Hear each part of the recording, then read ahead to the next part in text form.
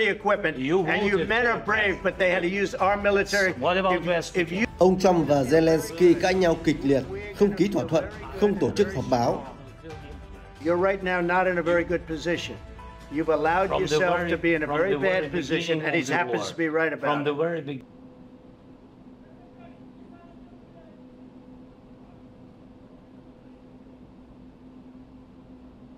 Tổng thống Ukraine ông Volodymyr Zelensky gặp Tổng thống Mỹ Donald Trump tại Nhà Trắng lúc 11 giờ 25 phút ngày 28 tháng 2, tức 23 giờ 25 phút giờ Hà Nội.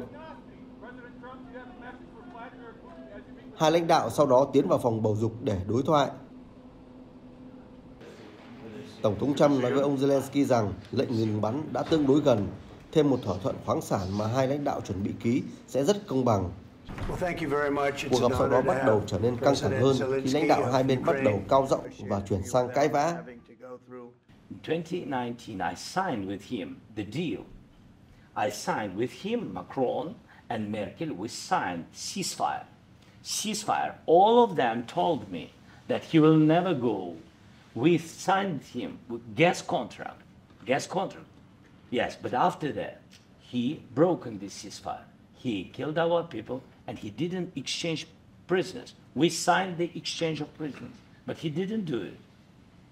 What kind of diplomacy, JD, you are speaking about? What do you mean? I'm talking about the kind of diplomacy that's going to end the destruction of your country. Yes, but if you are Mr. not President, strong... Mr. President, with respect, I think it's disrespectful for you to come into the Oval Office and try to litigate this in front of the American media. Right now, you guys are going around and forcing conscripts to the front lines because you have manpower problems. You should be thanking the President for trying to bring an end to this conflict. Have you ever been to Ukraine that you say what problems we have? I have been to. Count once. I've actually watched and seen the stories, and I know what happens is you bring them on a propaganda tour, Mr. President. Do you disagree that you've had problems bringing people into your military? And do you think that it's respectful to come to the Oval Office of the United States of America and attack the administration that is trying to prevent the destruction of your country? A lot of questions. Let's start from the beginning. Sure. First of all, during the war, everybody has problems, even you, but you have nice ocean and don't feel now, but you will feel it in the future. God bless. You don't know that. God bless. You don't God know bless. That. You will not have war. Don't tell us what we're going to feel. We're trying to solve a problem. Don't tell us what we're going to feel. I'm not telling you. Because you're in no position to dictate that. That's Remember exactly what this. you're doing. You're in no position to dictate what we're going to feel. We're going to feel very good. We're going to feel very good and very strong. You will feel influence. You're right now not in a very good position. You've allowed yourself to be in a very bad position, and he happens to be right about it. From the very beginning. And the president who's trying to save your country. Please. You're playing cards. You're gambling with the lives of millions of people. You're gambling with World War III. You're gambling with World War III. And what you're doing is very disrespectful to the country, this country, that's backed you far more than a lot of people said they should have. Have you said thank you once this entire meeting? No, in this entire meeting, have you said thank you? Even today.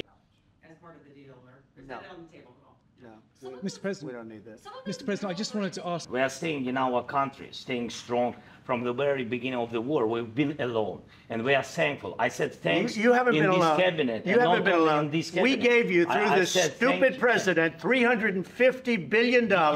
We gave you military equipment, and you men are brave, but they had to use our military. What about West? If you didn't have our military equipment, if you didn't have our military equipment, this war would have been over in 2 weeks. In 3 days, I heard it from Putin. In 3 days. This is something maybe less. In 2 weeks, of course, yes. It's going to be a very hard thing to do business like this. Again, just say thank you. I said a lot of times to American people. Except that they're. But you see, I think it's good for the American people to see what's going on. I understand, sir. I think it's very important. That's why I kept this going so long. You have to be thankful. You don't have the cards. You're buried there. You're people are dying. You're running low on soldiers. Listen, you're running low on soldiers.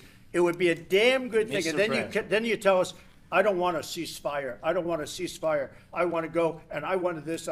Look, If you could get a ceasefire right now, I tell you, you take it so the bullets stop flying and your men stop getting killed. Of course, we want to stop the war. But you're saying you don't want a ceasefire. But I said to you, I want a ceasefire. with guarantees. Because you'll get a ceasefire faster than an agreement. Ask our people about ceasefire, what they think. It has great music, great movies, great muscle cars, but also as a force. That wasn't with me. That wasn't with me.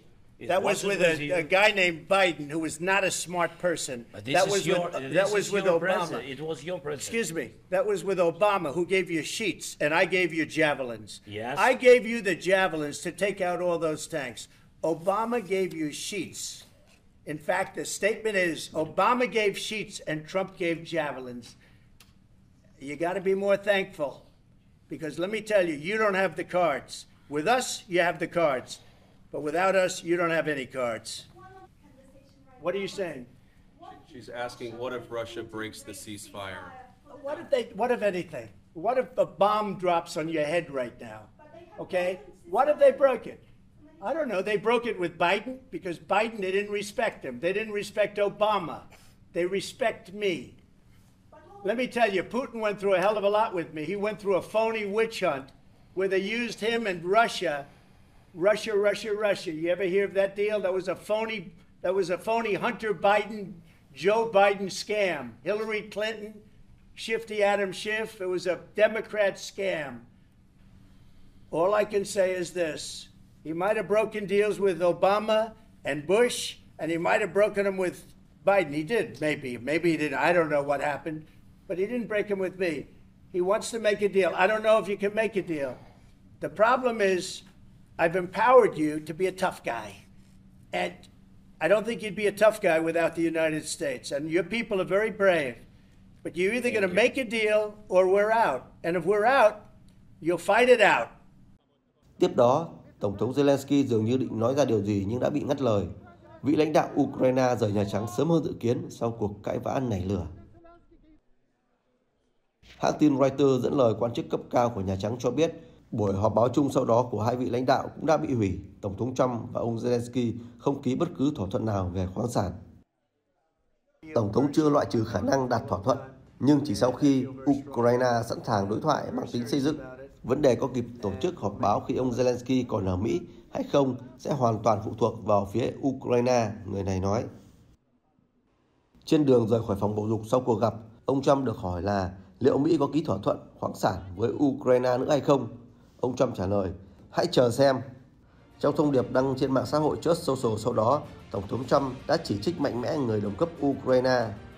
Tôi hiểu rằng Tổng thống Zelensky chưa sẵn sàng cho hòa bình nếu có sự tham gia của Mỹ, vì ông ấy cảm thấy sự có mặt của Mỹ sẽ giúp mình sở hữu lợi thế lớn trên bàn đàm phán.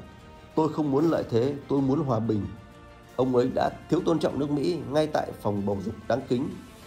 Lãnh đạo Ukraine có thể quay trở lại khi đã sẵn sàng cho hòa bình, ông Trump viết. Trước khi đến Nhà Trắng, ông Zelensky đã gặp nhóm thượng nghị sĩ như ông Lindsey Graham, Chris Coons và bà Amy Klobuchar tại đồi Capitol. Cuộc gặp lưỡng đảng diễn ra tốt đẹp trước khi ông Zelensky tới Nhà Trắng.